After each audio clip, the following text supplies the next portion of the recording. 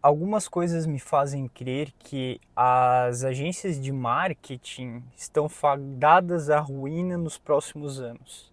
E não só pelo fato, tá, das inteligências artificiais, né, ficando cada vez mais inteligentes e fazendo o papel dos gestores de tráfego, dos gestores de performance, enfim, mas pelo fato de que, especificamente no Brasil, ocorre um movimento muito fraco de investimento em marketing.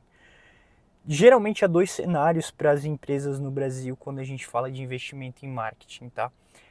Ou a empresa está indo muito bem e está vendendo muito, daí o dono da empresa, o CEO ou mesmo o departamento de marketing até, se a empresa não tiver, né, ou tiver, acreditam que não é necessário investir em marketing porque a gente está vendendo muito. Então as próprias vendas estão gerando lucro, então para que a gente vai gastar um monte em marketing?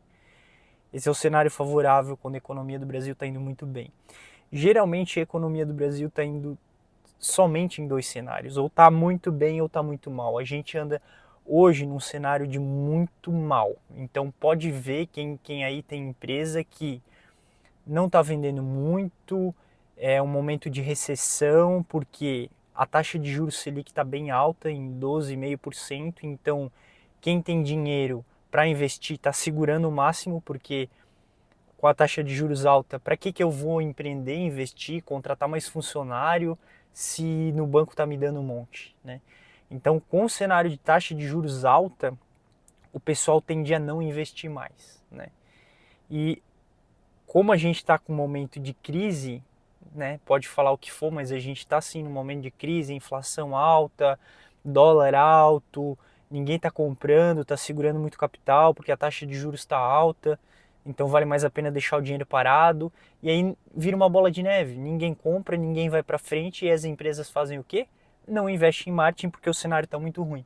Então, basicamente, existem dois cenários. Ou a empresa está indo muito bem, vendendo muito, e aí o proprietário acredita, geralmente empresa menor, né, médio porte faz isso, o proprietário acredita que eu não preciso investir em marketing porque a gente está vendendo super bem. Esse seria o cenário A.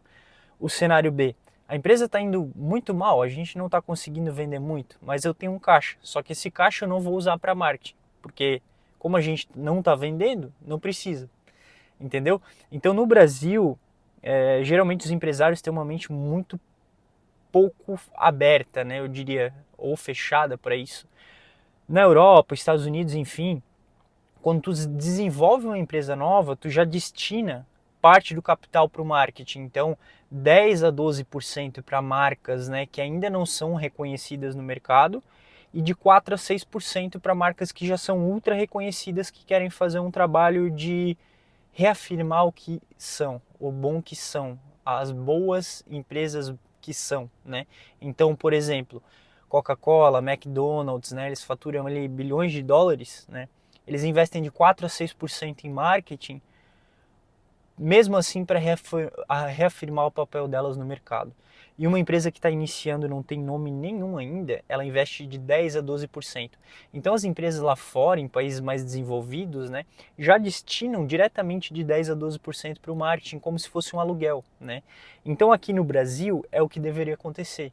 A prioridade das empresas deveria ser, assim como é um aluguel, medo de ser despejado, investir em marketing, porque senão tu vai ser despejado pelo teu cliente, né? Porque ele vai deixar de comprar e tu vai ter que fechar a empresa. Então, por isso, já começa o erro lá atrás, né? Nas raízes das empresas no Brasil. Quando elas são criadas, a pessoa geralmente não tem um caixa para fazer a empresa, já começa por aí, para criar a empresa, já começa por aí.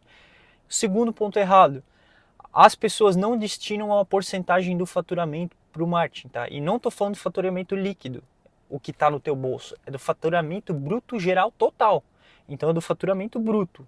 Então assim, de 10 a 12% é uma métrica, né, que as empresas de países de primeiro mundo fazem, né?